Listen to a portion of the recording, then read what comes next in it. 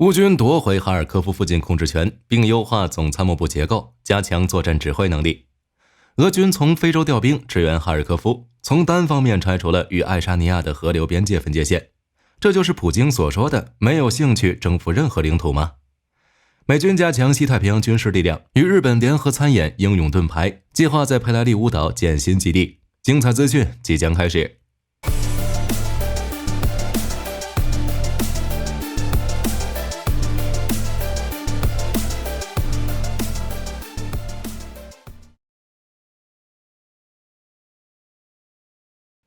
据泽连斯基的说法，自5月10日俄军派兵3000攻打哈尔科夫开始，精力就集中在乌俄边境以南几公里处的利普齐和沃夫昌斯克方向，但至今只在该地区推进了10公里，被乌军建立的第一道防线所阻止。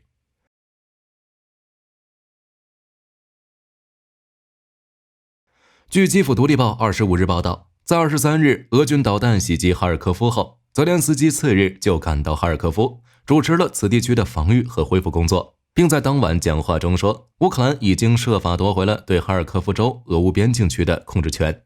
他在感谢每个参与了当地战斗的乌军部队同时，还根据情报部门的信息与乌军高层讨论了前线战场的下一步行动。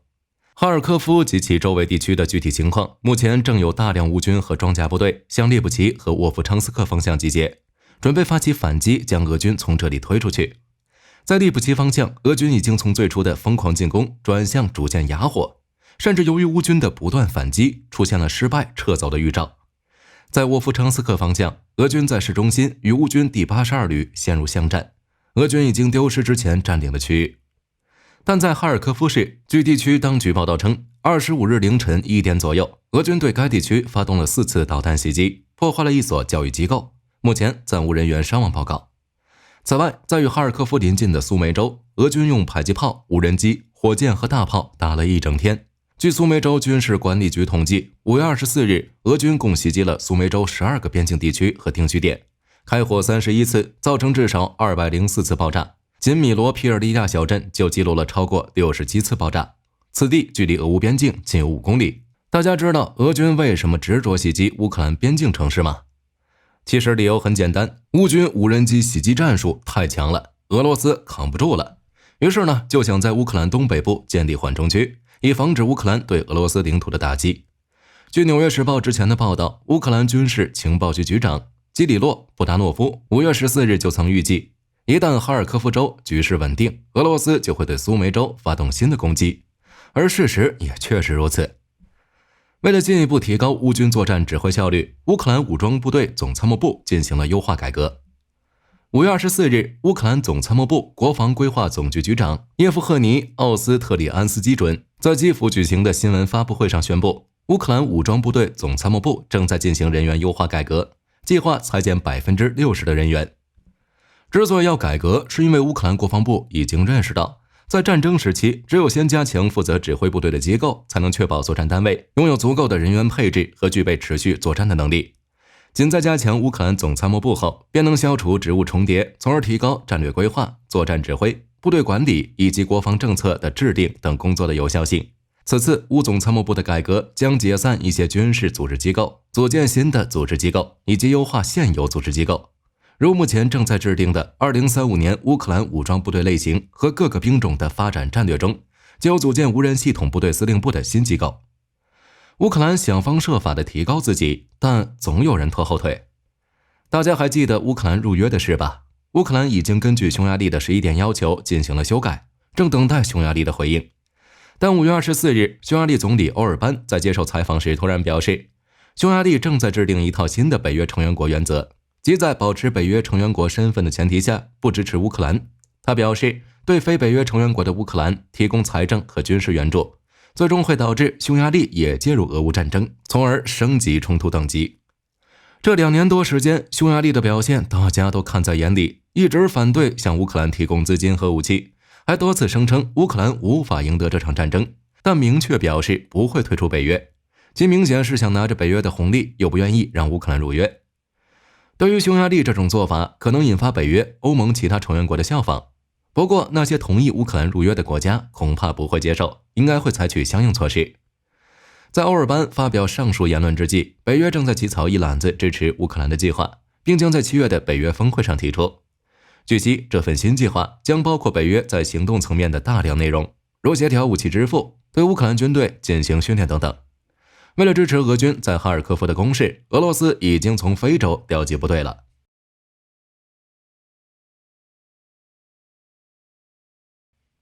据英国国防部5月24日消息称，近1星期来，俄军已经在哈尔科夫部署了俄罗斯国防部非洲军团的部队，且正与俄正规军和由罪犯和违纪部队组成的风暴 Z 惩戒部队一起战斗，以进攻沃夫昌斯克小镇。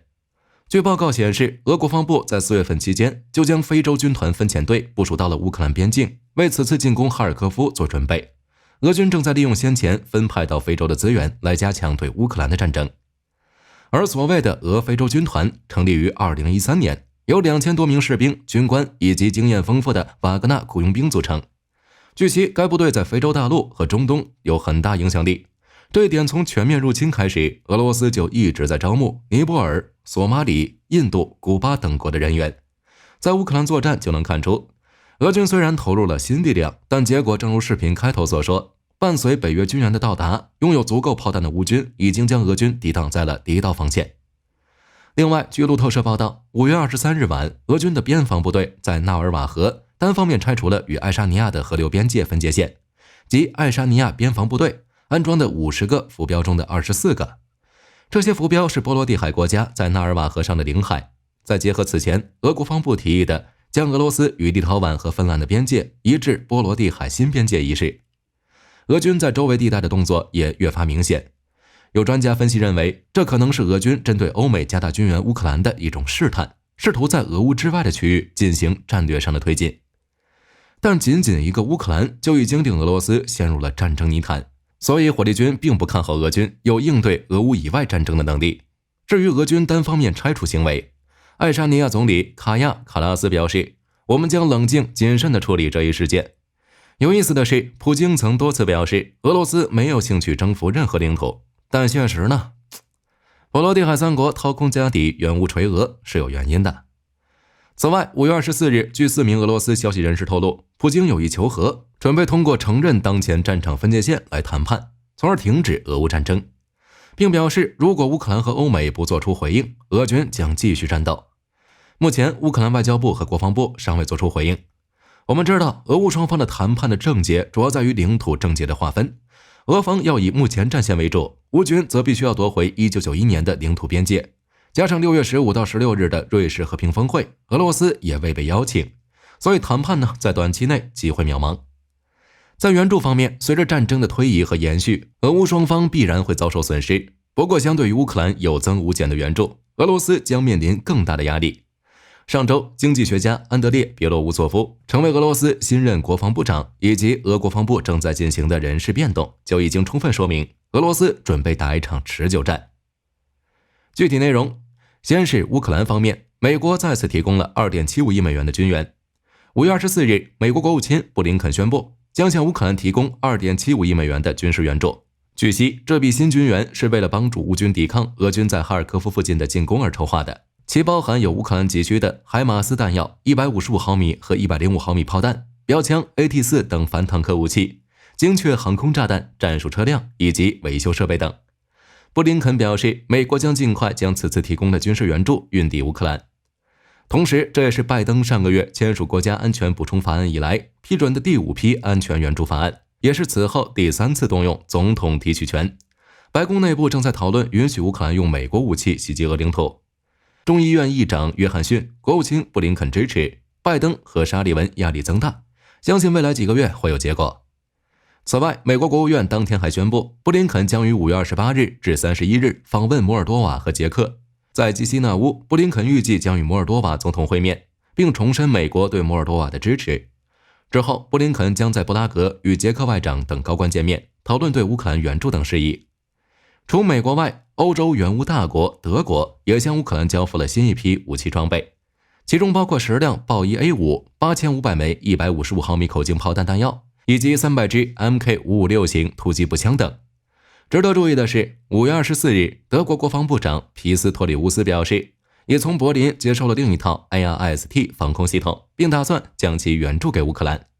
自今年3月以来，乌克兰就向北约和欧盟请求多次，希望能援助更多的防空系统。为此，德国为乌克兰发起了防空倡议，并向其援助了爱国者 IRST 防空系统。其中 IRST 防空系统，据《明镜周刊》报道，德国承诺向乌克兰援助9套射程40公里的 IRST SLM 和11套射程12公里的 IRST SLS， 他们与爱国者一起将能更好保护乌克兰的天空。俄罗斯方面，据悉，卡拉什尼科夫公司根据俄罗斯2024年国防命令，已经向俄陆军交付了大量 9M333 防空导弹。这些导弹是专为 9K35 斯特雷拉 10M3 防空系统设计。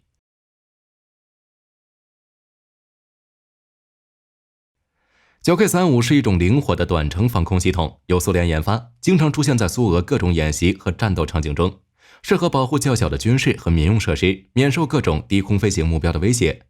9K35 防空系统长约 6.6 米，宽 2.85 米，行进时高 2.3 米，展开发射时高 3.8 米，重 12.3 吨，在同类产品中十分轻巧。加上该系统安装在履带式2栖 MTLB 底盘上，因此它能在各种地形条件下行动，具有高机动性，仅需3到4人便能操作。它配有4联装炮塔，能发射 9M333 和 9M37M 导弹。9M333 防空导弹长约 2.19 米，直径约 0.12 米，弹头重5公斤，体积小巧，很容易集成到各种发射平台。它由固体燃料火箭发动机推动，具有较高的推重比，能使导弹快速加速，并保持在空中的持续飞行。采用光学和红外制导，该系统可以处理高度从25米到3500米不等，距离5公里以内的各种空中目标。总之，目前战场俄乌双方虽然分不出胜负，谈判也无望，战争可能会持续到2025年。但由于欧美军援不断，已经为乌克兰规划了2026、2027乃至2028年的援助计划，乌克兰获胜的希望越来越大。而俄罗斯还能战斗多久呢？美军在西太平洋的力量正逐渐加强。首先，日本防卫省综合幕僚监部5月24日宣布，日本自卫队将首次参加在太平洋地区举行的美军英勇盾牌演习。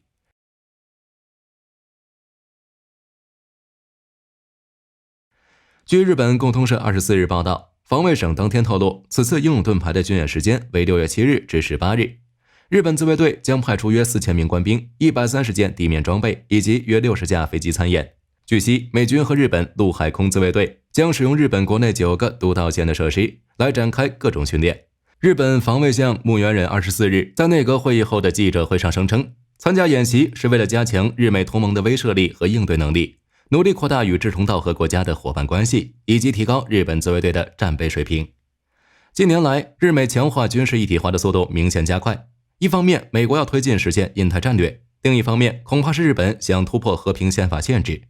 据日本读卖新闻今年3月份分析称，日本自卫队去年参加的多国联合演习数量就高达到56次，比2006年增加17倍。日本参加此次演习也在预料之内。除了开展联合演习外，美军还计划在佩莱利乌岛建新基地。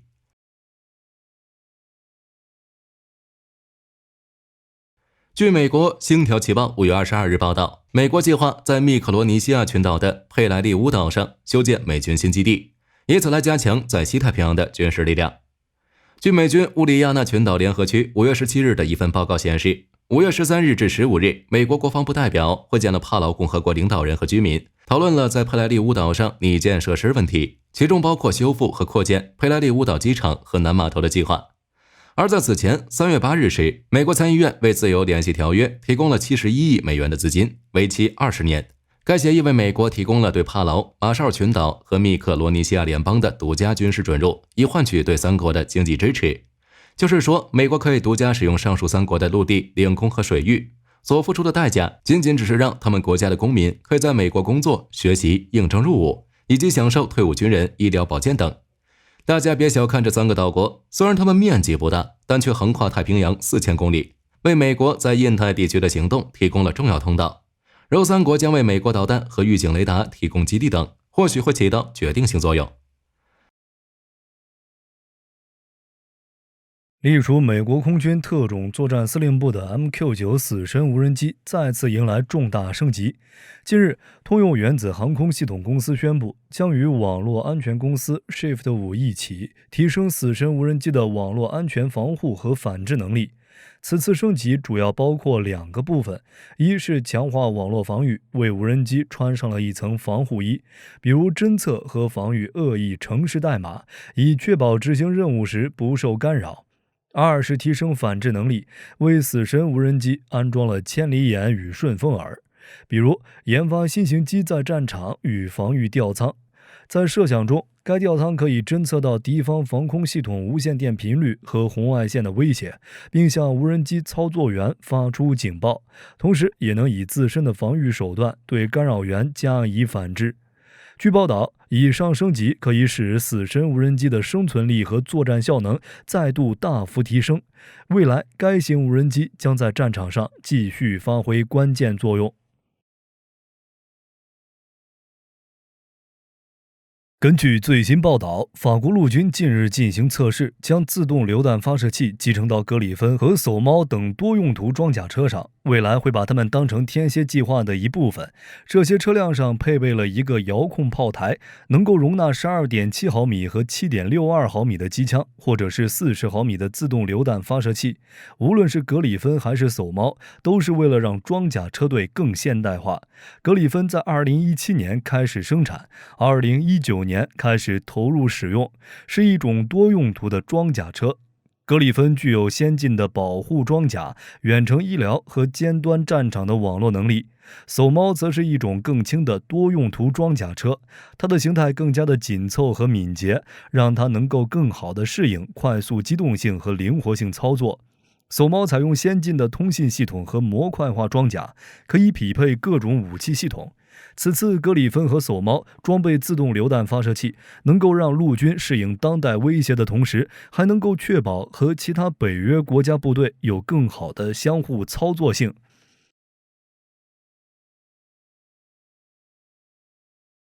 近日，印尼空军宣布，此前定制的洛克希德马丁公司的5架 C130J30 超级大力神最后一架已经到货。随后，印尼国防部就发布消息称，第5架 C130J30 已经送到了雅加达的印尼空军基地。印尼国防部表示，5架飞机都将部署在印尼空军基地 TNI-AU 空军中队31中队。并补充说，购买这批飞机是为了加强第31空军中队，因为该中队运营的除了 C130 之外，剩下的就是在1980年和1990年从国内民用航空公司购买的 L100-30大力神。好了，本期节目到这里就结束了。大家对乌军种种强化措施以及美军加强西太平洋军事力量有什么要补充的？欢迎在评论区留言讨论。我是火力军，下期再见。